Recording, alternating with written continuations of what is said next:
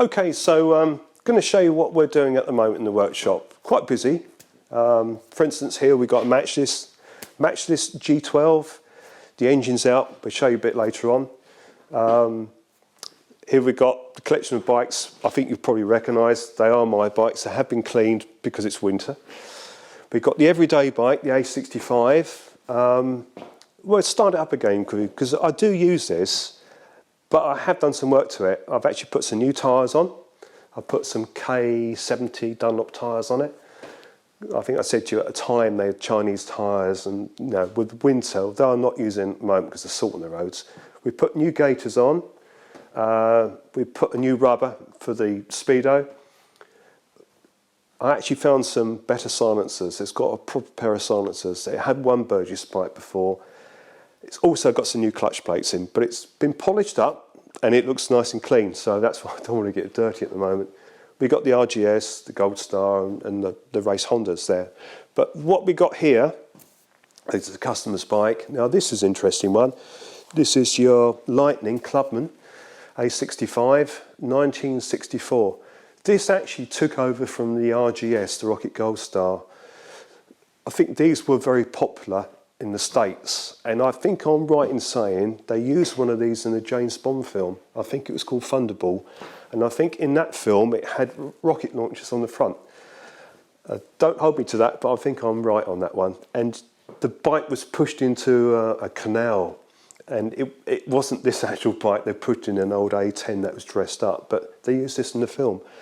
Very nice bike. Next to it, we've got an early Commando. I say early, 1971/72. So it's a Combat 750 engine. The earlier engine did have a few issues with the bearings, crankcase bearings. It's in for isolastic and makeover, and we'll talk about that in a moment. On the bench here, we have the poor engine out the matchless, broken crankshaft. Yeah, that's an issue. We will talk about that briefly. I can show you on here. Everything's split down. Now, with Matchless, they were the only company to have a third main bearing. Normally on twins, there's a outside bearing in the crankcase. So crankshaft running the crankcase on this side. And this other side, the crankshaft, will be running in this side of the case. We've got a broken shaft here, as you can see. But in the centre of this crankshaft, between the two flywheel webs here, we have another journal. And when that crank is put into that part of the case, it has, I'm just going to pick it up, it has this central bearing mount. Now it's got a split collar on here, which is like a con rod. The crank goes into that side, and this is then clamped up, so it supports the crankshaft from the centre. A lot of people used to say that a parallel twin needs to flex a little bit.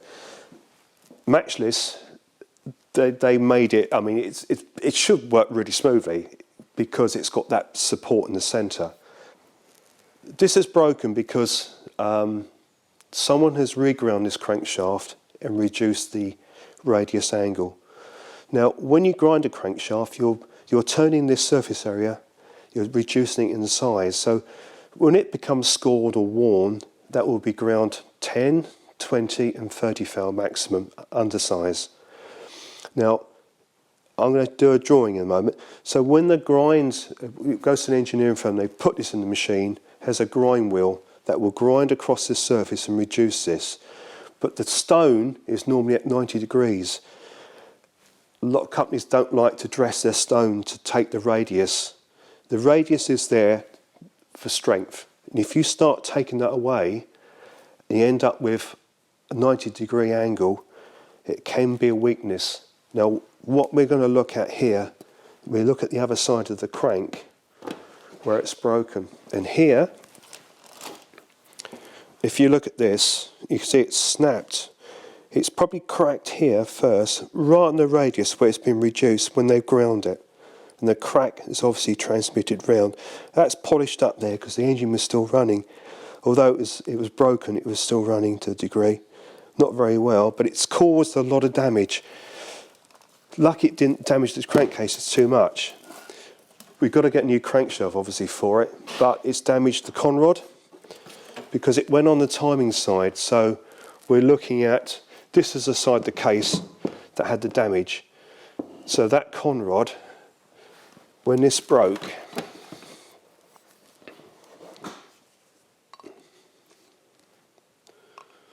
it was like that. I can't do it now, but it is in there like that. And because this is coming away, this is pitching up and down. It's caused all this damage here. So we've got to get a new conrod. If you couldn't get these original rods, because they need to be the same gram weight, it's important to have those balanced. They've got to be the same weight. But someone in the trade is going to help me out. He can supply me with a new crankshaft. Well, probably a second-hand one. There's two versions of this because it's 1960. This is the one which has a magneto. The later one had an alternator and it's slightly extended. So the one he's got is the later one. But I can machine it down, if we can bore it out, and it'll be fine. I think he's got a conrod. If it had to have modern rods, we'd put billet rods on, we'd put a pair on there. But I think he's got one of the original rods that he can help me out with. So we're able to salvage that. It's got twin oil pumps on here. It's a really clever engine, really, because you had the third bearing support, the twin pumps, and also another thing which matched this we're doing was separate barrels. I mean, normally barrels are cast as a pair, you know, and they're together. You look at the Triumphs or BSAs, Nortons, or any of the parallel twins, but these are done separately. There's a little bit of scuffing here, and I think we can just hone this out and put rings in it. And heads are, again, these are cast separately. So quite an expensive process, but it means that you could actually, if there's anything going wrong with one part of it, you could take one head off. You know, say, I don't know, dropped a valve or someone stripped up the plug thread, you could take just that one cylinder head off. And doing any adjustments on the tappets are really easy. But it's a nice engine to work on. First time I take one of these right down, but we were lucky. We've only got superficial damage in the crankcase. I'm just trying to show you if it done anything here. And I think there's just a few marks. Yeah, on the side where the crank let go, you can see it's just scuffed here. And I've left all the debris in here. The guy that was riding it's the owner, he was doing about 50 miles an hour, and all of a sudden it started rattling. He pulled up fairly quickly, but he said it was still running. And he knew it obviously had done something quite catastrophic really down the bottom end. So yeah, we've had it in. This happened some time ago, I believe. So yeah, that's quite a big job. Getting back to the Norton Commando. A lot of people are interested in what we call the isolastic. Now the isolastic is where the engine is rubber mounted in the frame. At the moment we've got the front mount on the engine and we've got the bobbins on the top. Now this is the later type vernier isolastic. It doesn't have shims in there. The earlier one used to have shims, so you had to put the shims in and get a clearance. I think it was 10 thou. Then you would torque up your bolt. You had to either reduce or increase the amount of shims to get that clearance right. The later type is a vernier type, where I'll show you in a moment. You can set it all up, and you just back it off, and lock it with an Allen screw. Job done. Another thing to check, I was just going to show you, because sometimes people think the isolastic's bad, and it's not the isolastic. It's where the front mounts, or even the back one, the bolts to the crankcase are loose. Now if I get hold of this, you will see that the engine is moving there. It's got nothing to do with this rubber mount. It's just this studding through here, through the crankcase. It's not been tightened up. So the engine is actually just moving on the isolastic mounting. It should be tight to this, and it should be all mounted here. This is where the mounting should be, in the rubbers in there, but this is loose. In the top here we just have these bobbins. You can upgrade these. They do perish, so they're worth replacing. Okay, this is a subframe. In the subframe is fitted the gearbox. Now, when this is in the bike, it sits in this shaft through here, goes for the centre of this. So it's held through that centre bolt and also onto the crankcase. What it means basically, this is totally separate from the rest of the bike. Rubber mount at the front, top of the engine, and here you've got the rubber mounts in here. And the difference between the vernier and the early type is this one is adjustable. We have a device here where we can undo this, and there's no shims, it's just got a friction washer in there, and we set this up. How we do that, at this end we have an Allen screw, and all we do, we slacken it off, so you can turn both of these. Basically in the frame, when it's got the bolt back through before we put the boot back on, we just tighten that up by hand, tighten that by hand as far as we can go, and all we do is back this off, lock that Allen screw, and it's done. It's a very simple way, and that's all you have to do. Once that's set, it's set. And this won't move anymore because the bolts will be tightened up. But it's a clever idea. It's when Norton decided to give up the featherbed frame to build a much lighter frame, because you've got a big engine and a small frame. If it wasn't rubber mounted, this engine would cause this frame to crack. And I have known people where they've over tightened the isoelastic and it's become rigid and they can break the frame. Another important thing on Commandos is the swing arm. Now, a lot of people are not aware that you don't grease this up. It's done with oil. This is quite easy to take apart actually on a Commando. This is your swing arm pin or spindle. We call it a pin really, shaft. Now in here we've got bronze bushes. They're top hat bushes. They've got a sealing rubber there. They are pressed into the swing arm, and through there your shaft will go. Now there's also a rod that goes through the centre with a cap both ends. Now one end has a nipple on. That's not a grease nipple. So when that's back in the bike, it's that way round, like that. That nipple end is that end. If it was the other end, you wouldn't be able to get to it because you've got the primary chain case. You should only use oil. They recommend a gear oil, a 140. I put 90 gear oil in there, hypoid. But you don't want to use grease because you won't get grease through it. What will happen is the grease will just accumulate in this end here. It won't transmit through it and it won't soak into the bush. These are an oil-like bush, I believe, but you want to only lubricate that with oil. What will happen, and I just get it round the right way, someone's been putting grease in here and it's got no lubrication at this end. It's got corrosion here, got water, emulsified grease, got water in it, and it's become very pitted and worn. And that's why we had a lot of movement starting on this.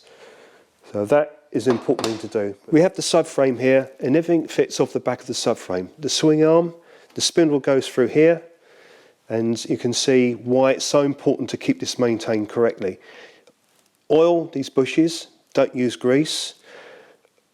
Occasionally make sure that this vernier hasn't come out of adjustment. You're going to know if it starts to get a bit of play, keep that adjusted. Also, it's important to make sure that the pivot bolts for the main stand are tight because they can get loose. Because this is all totally, if you look at this, it's very clever. The swing arm, the subframe, the gearbox, the engine, it's all held in this cradle. So it's important to make sure that's tight, those haven't come loose, you're all sloppy. Make sure that you haven't got wear in your swing arm bushes. Also make sure that your isoelastic is correctly adjusted and nothing's come loose. If that's set up properly, it's a really good bike. If that gets out of adjustment, it's all over the place. But very clever.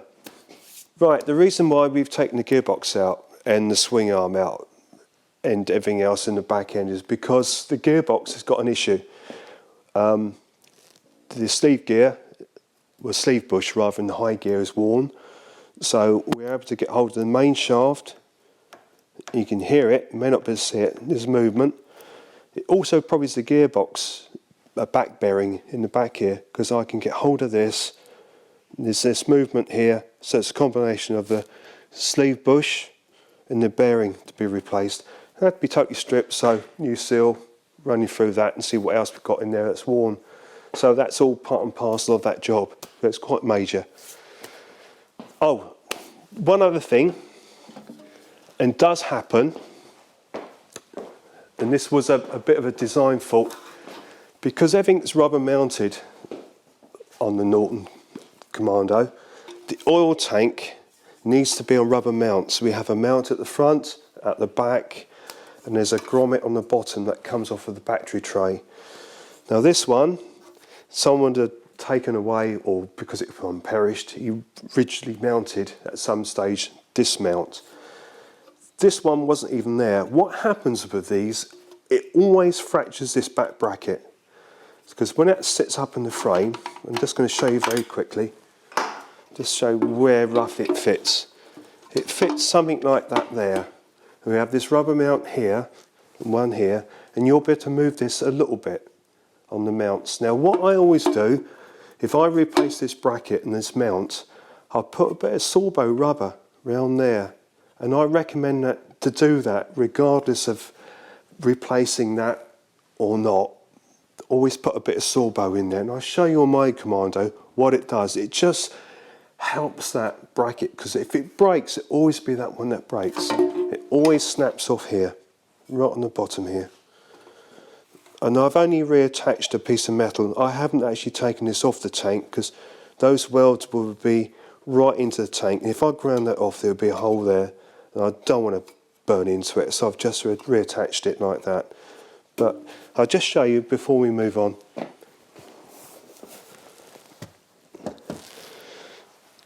So what I recommend, and you don't see it, use a bit of Sorbo rubber, and you just put it around the back of the tank.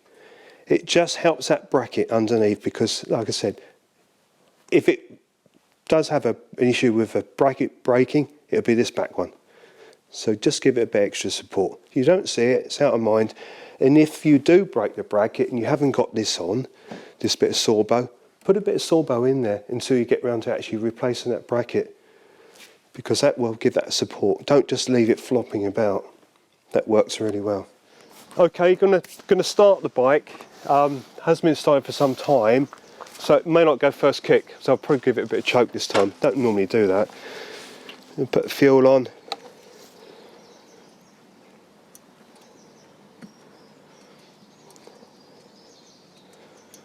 Tick with it. Now, I use 50 oil in all my bikes in the summer. I don't ride them in winter that much, not when it's really cold. So a lot of people probably use 40 oil, because it can make the oil quite thick when it's cold. Turn over 50 grade. But just give it a bit of choke.